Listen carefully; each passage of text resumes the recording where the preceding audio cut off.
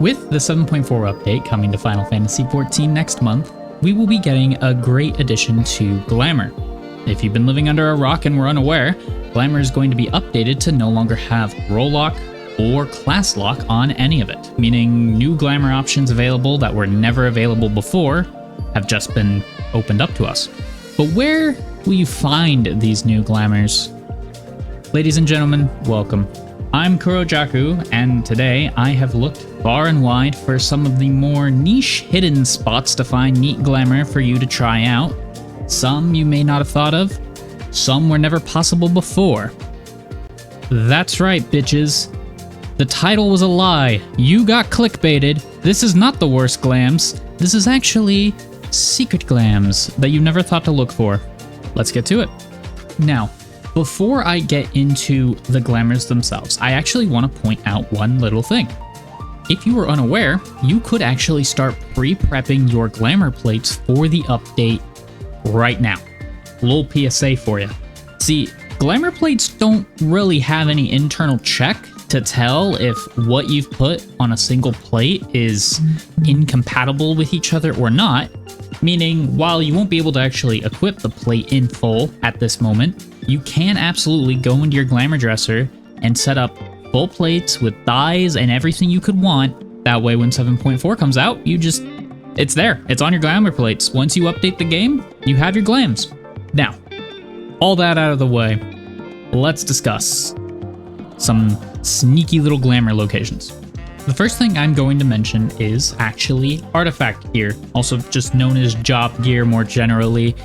Every job in the game, every combat job, and crafting job for that matter, more on that in a minute, but every job in the game does have its own distinct, unique, job-exclusive set for pretty much every expansion, starting with Realm Reborn, Stormblood, all the way through.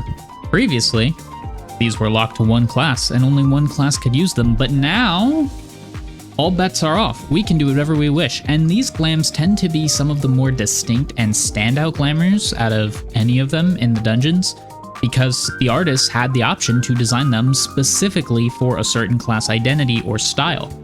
Looking for some sort of primal barbarian glam? Warrior. Check warrior, there's probably something in there for you. Trying to get suave and fancy? Red mage. Or blue mage, for that matter. Possibly even bard, or a combination of the three. Take a hat from one and the pants from another, put them all together, you can do that now. As for where you get your artifact gear, just to give you a quick rundown, I believe Realm Reborn you just get from your level 50 job quest. For Heaven's Ward, you get it from your level 60 job quest, but I believe you can also buy them with hunt marks if you happen to lose the set you already had. Also more on that in a bit. For Stormblood, you will just pick those up from your level 70, however they can't be dyed until you upgrade them in Animos. For Shadowbringers, technically it is unlocked through the MSQ, however in order to get the dyeable ones, it is actually dropped from the Bozia Trial Extreme, who I will not directly name for spoiler reasons. But if you have unlocked Bozia, and if you've gone through and played it, you should have the Extreme available to you, and those drop the double dye channel artifact gear. The very nice thing about that is you don't even need a job level. You could go in there on tank and get a full white mage set as long as you open the coffers on a level 1 conjurer. There's nothing stopping you. Endwalker and Dawntrail are very simple for their artifact gear. You get it through the MSQ and you'll unlock a shop where you just pick up the gear from a vendor in the hub city, and then to unlock the dye channels for both Endwalker and Dawntrail, you just have to do the role quests in each of those expansions. On to other class-specific gear, PvP. Now, we already have some universal gear in the PvP shops as is, however, there's also a lot of class-exclusive gear or role-exclusive gear in those shops as well that you might be overlooking. On top of that, not only do you have the Trophy Crystal shop, but there are the Wolfmark shop, and that as well has, I think, like 8 different sets, and then each set has one for each role. There's a ton of pieces of glamour in there to go take a look at, and if you don't like any of those for your gold pieces, there's also the Makai sets that you get from the Disreputable Priest. I believe these also cost those gold wolf marks. And there is, if you collect a full set and you talk to them and you put it on, you do get a title and an achievement. And I think there's an achievement for collecting all of them. So if you're into that sort of thing, by all means, go pick them up. Regardless, some of those are pretty nice glams. Some of them look nice. Some of them do actually qualify to be considered the worst glams ever to flex, and you should never wear them. I'm looking at the tank sets. God, they're ugly. Moving on. Staying with our trend of class exclusive or role exclusive gear, another thing that I don't really think many people are going to consider, crafters and gatherers. We tend to overlook these poor fellows in society, mostly because they just sit around limbs all day crafting away. Now we can use their outfits for our glamour, and a lot of really nice NPC sets tend to end up on the crafter and gatherer gears, which is unfortunate because it means we can't use them in our adventures, during our MSQ, anything like that. Now we can. I could be wrong. I have not leveled any of my crafters or gatherers. Don't laugh at me. I'm lazy. I do believe crafters and gatherers also have artifact gear. Maybe? So that's like another 12 sets. If you want to go tanking in an apron, by all means, have at it. Who am I to judge? Now, I mentioned hunt marks earlier when I was talking about the Heavensward gear. However, there's a lot more gear on the hunt board than just that. And then starting in Shadowbringers, instead of spending your hunt marks on glam, you actually collect sacks of nuts for the hunt board and spend those as the currency going forward. And there's usually 2 to 3 sets per expansion from those hunt boards that happen to also have versions for every single role. So if you've already gone and looked at those for your favorite role, go take another look. There might be a random pair of boots that fits your glam perfectly that you didn't consider before. Personally, I'm a really big fan of a lot of the Dawn Trail hunt board gear. So, and there's really not a whole lot to spend your swinging nutsacks on, then glam anyways, so you might as well. Don't laugh. It's not fun. Sacks of nuts is a totally legitimate, not comical at all, form of currency. Stop laughing. Grow up. Let's move on. And one of the last things on my list that I think a lot of people are going to overlook and forget even existed, field operations. So this would be Eureka, featuring the elemental glamours with a cool little glow. Keep in mind, you can now mix and match these all you want. Thanks, you said to stick with the Fending Glam that had the gold lights on it. Now we can go for the blue lights if you want.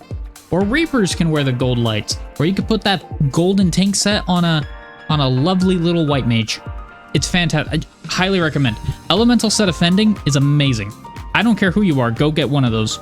Then we still have Bozia, which I mentioned earlier briefly as well, which has 3 different sets of glamour. The Resistance glamour is great. The Bosian Resistance Fending coat is one of my favorite, like winter themed, but still kind of adventure looking tops in the entire game.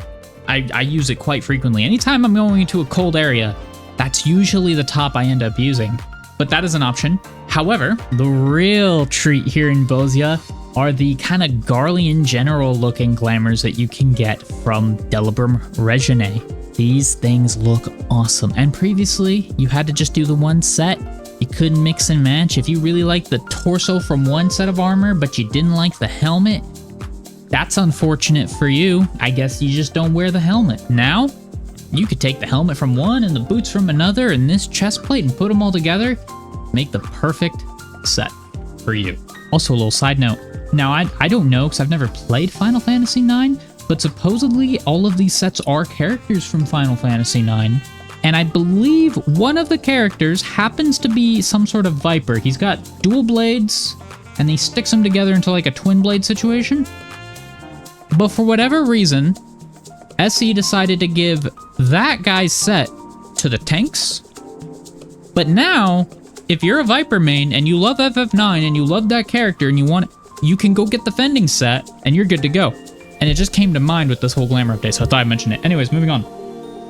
Bozia has a 3rd glamour set. I think it's hideous. I don't like it. Maybe grab a pair of gloves. I don't know. That one also fits the title. And the last and newest and most disappointing field op zone would be the Occult Crescent, which already has some outfit glams.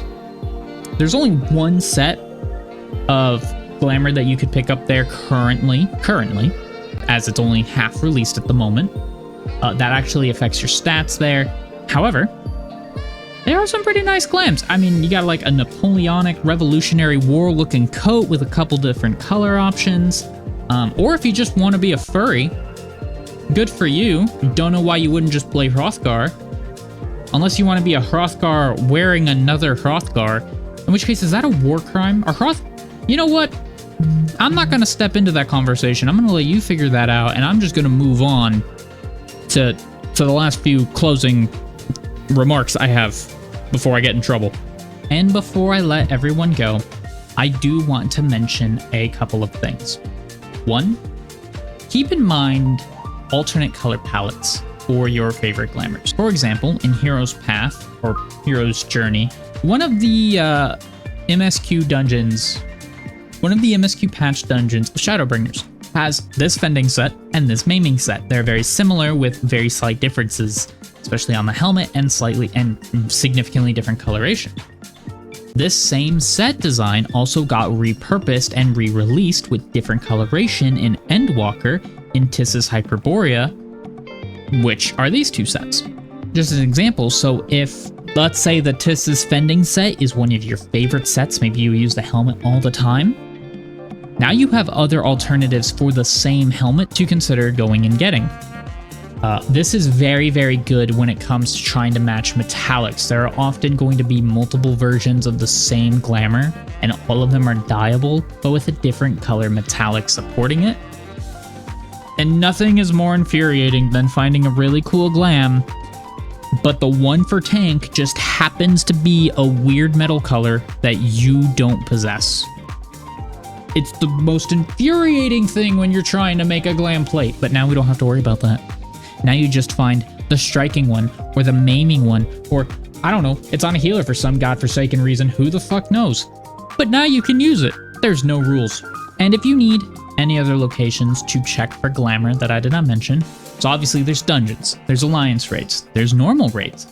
Market board is a great place to look for glamour as well, because there's also crafted only glamours that get posted there. However, do be careful on the market board, especially if the gear that you're looking at is a white piece of gear, as in it's got like a white backdrop, not a green or a blue or anything. Check vendors of that level first, like NPC vendors, because some people might be trying to scam you on the market board and you could just buy that off an NPC for way less. Otherwise, all that being said, that is all I have for you today when it comes to glamour and preparing for 7.4. Thank you for watching and getting baited by the clickbait.